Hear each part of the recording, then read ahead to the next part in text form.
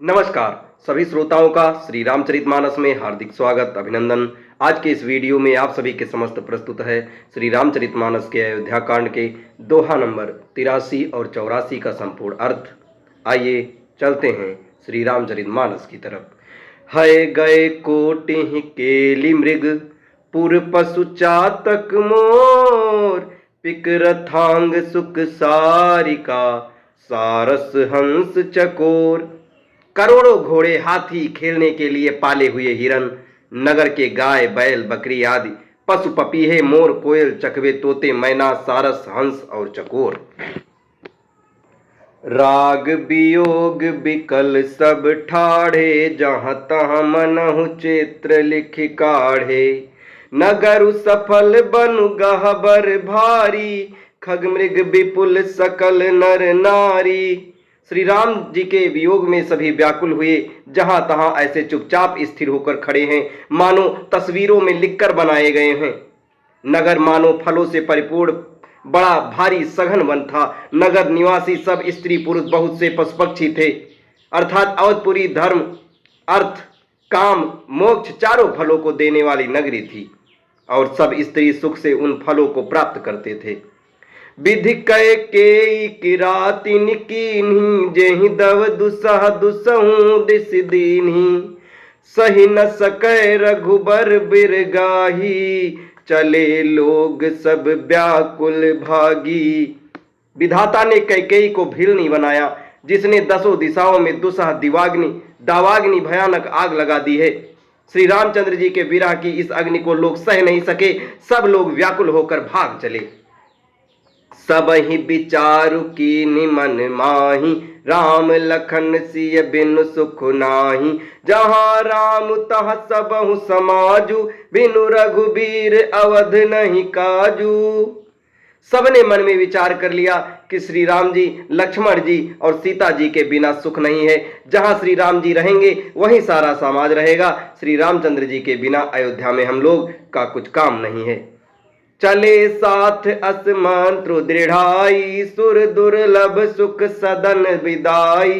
राम चरण पंकज प्रिय जिनहि विषय भोग बस करहि किति नहीं। ऐसा विचार दृढ़ करके देवताओं को श्री दुर्लभ सखों से पूर्ण घरों को छोड़कर सब श्री रामचंद्र जी के साथ चल पड़े। जिनको राम जी के चरण कमलों प्यारे थे, उन्हें क्या कभी विषय भोग वश में कर सकते हैं। बालक वृद्ध बिहाई गृह लगे लोग सब साथ। तमसा तीर निवास किए प्रथम दिवस रघुनाथ। बच्चों और बूढ़ों को घरों में छोड़कर सब लोग साथ हो लिए। पहले दिन श्री रघुनाथ जी ने तमसा नदी के तीर पर निवास किया। रघुपति प्रजा प्रेम बस देखी सदय हृदय दुख भयउ विशेषी। करुणामय रघुनाथ गोसाई बेगी पाई है पीर पराई। प्रजा को प्रेम वश देखकर श्री रघुनाथ जी के दयालु हृदय में बड़ा दुख हुआ।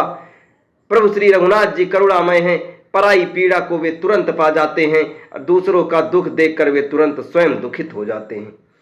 कही सप्रेम मृदु बचन सुहाए बहु विधि राम लोग समुझाए। किए धर्म उपदेश घनेरे लोग प्रेम बस फिरहि न फेरे।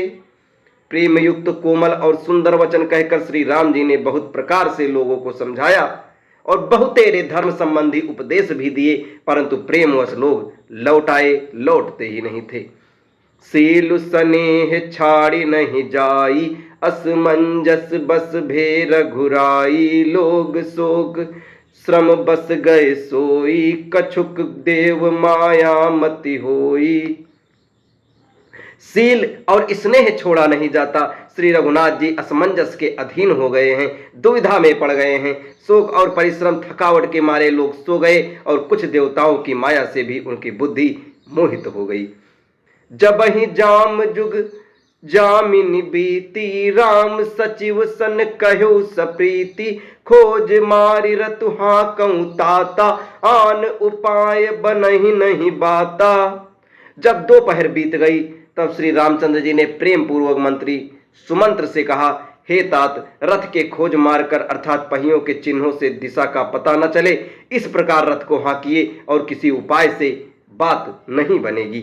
अब इसके आगे की कथा भगवान श्री राम चुपके से प्रजावासियों को छोड़कर आगे वन की तरफ चले जाते हैं। ये कथा आपको अगले वीडियो में बताई जाएगी।